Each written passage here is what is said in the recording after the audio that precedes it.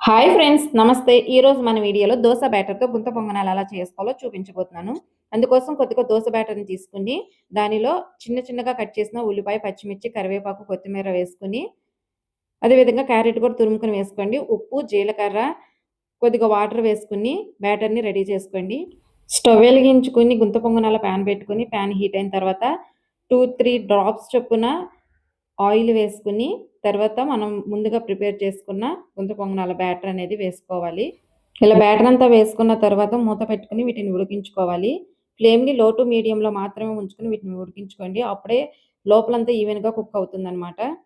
ఒక సైడ్ ఉడికిన తర్వాత వాటిని టర్న్ చేసుకొని, మూత పెట్టుకొని రెండో సైడ్ కూడా ఉడికించుకొని తీసుకుంటే సరిపోతుంది. సేమ్ ఇదే ప్రొసీజర్‌లో అన్నీ కుక్ చేసి తీసుకుంటే సరిపోతుంది.